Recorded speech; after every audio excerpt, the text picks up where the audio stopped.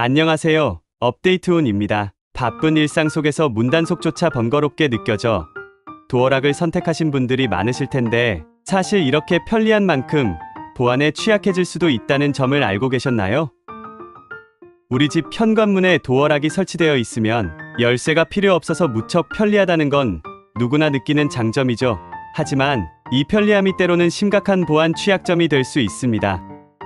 사실 도어락 범죄 사례가 과거에도 꾸준히 있었고 최근에도 계속해서 발생하고 있는데 특히 우리가 무심코 넘어가던 기본 설정이나 관리 소홀 때문에 누구나 쉽게 우리 집 문을 열 수 있는 상황이 벌어질 수도 있습니다. 그래서 지금부터 이야기할 5가지 방법을 꼭 점검해 보셨으면 좋겠어요.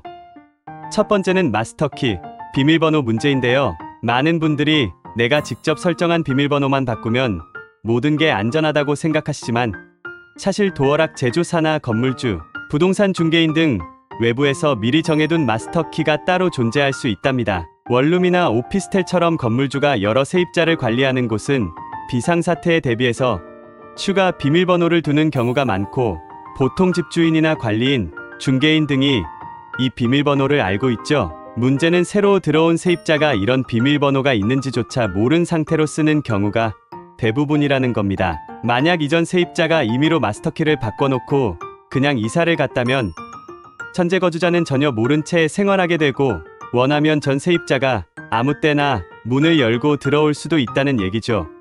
아파트 전세를 들어가셨더라도 이미 설치되어 있던 도어락을 입주 후 비밀번호만 바꾸는데 그치지 마시고 마스터키가 있는지 어떻게 초기화하는지 반드시 확인하시는 게 좋아요. 두 번째로 무음 기능을 아시는지 궁금한데 사실 이 기능을 활용하면 내가 비밀번호를 입력할 때 삑삑 소리가 나지 않아 주변에 들킬 걱정을 줄일 수 있습니다. 특히 혼자 사시는 분들이 집 앞에서 비밀번호를 누를 때 그 숫자 자릿수가 노출될까봐 불안해하는 경우가 많아서 더 유용해요. 보통은 특정 버튼을 먼저 누른 뒤 비밀번호를 입력하면 일시적으로 무음 모드가 되는데 기종마다 방법이 다를 수 있으니 설명서를 한번 찾아보시고 안 되는 경우도 있을 수 있으니 미리 확인하시면 좋겠습니다. 세 번째로 도어락 표면에 남는 지문 문제도 가볍게 볼 일이 아닌데요. 많은 범죄자들이 남아있는 지문 자국을 토대로 자주 눌린 버튼이나 손가락의 흔적을 추적해 비밀번호를 알아내기도 합니다. 손으로 그때그때 닦아내거나 옷소매로 문지르는 분들도 있지만 생각보다 지문이 쉽게 사라지지 않는 경우가 많아요. 그래서 가장 간단한 방법은 핸드폰 보호필름을 도어락 패널에 붙이는 건데 도어락 전용 보호필름도 시중에 나와 있으나 가격이 좀 부담된다면 집에 남아도는 일반 휴대폰 필름을 이용해도 어느 정도 지문 노출을 막아줄 수 있습니다. 물론 전용 필름이 더 효과적일 수 있지만 집에 굴러다니는 필름이 있다면 크기에 맞춰 잘라붙이시고 수시로 상태를 살펴보면서 교체해주면 좀 더 안심할 수 있어요. 네 번째로 많은 도어락에 내장된 허수 기능을 활용해보시는 걸 추천드립니다. 이 기능은 실제 비밀번호 앞뒤로 아무 숫자나 몇 개 더 입력하면 제대로 된 번호를 식별하기 어려워지는 구조라서 누군가가 옆에서 염탐하거나 도어락에 남은 지문 패턴을 살피더라도 정확한 비밀번호를 유추하기 어려워집니다. 특히 부모님 댁 같은 곳을 보면 몇 년째 같은 번호를 쓰면서 패널 숫자의 사용 흔적이 짙게 남아있는 경우가 많은데 허수 기능을 조금만 습관화하면 이런 흔적을 골고루 분산시킬 수 있어요. 다섯 번째로 점검할 부분은 바로 몰래카메라인데요.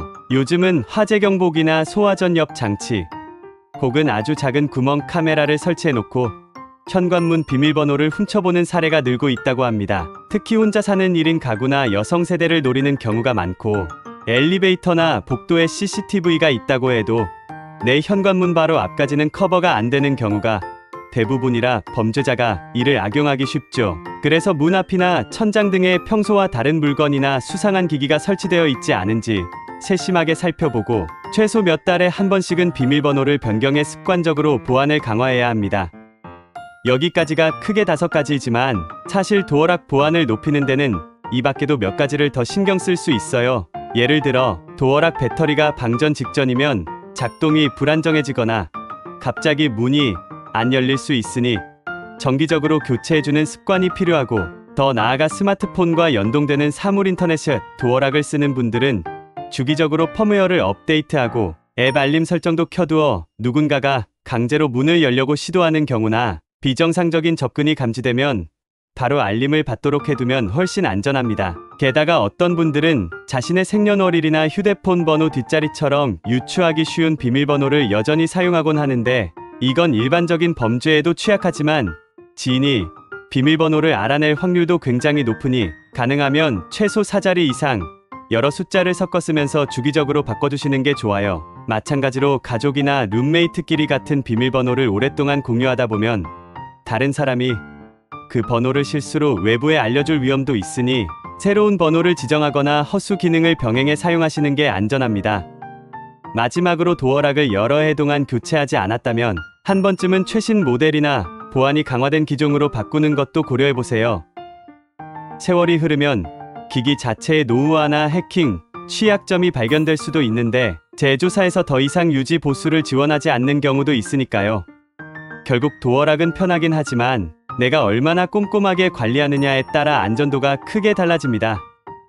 오늘 말씀드린 것처럼 마스터키 초기화, 무음 기능, 지문 방지 필름, 허수 기능 활용, 몰래카메라 점검, 비밀번호 배터리 상태 체크, 그리고 스마트 도어락의 보안 패치까지 한 번에 다 챙기려면 조금 귀찮을 수도 있지만 그 어떤 번거로움보다 내 집을 안전하게 지키는 일이 가장 중요하지 않을까요?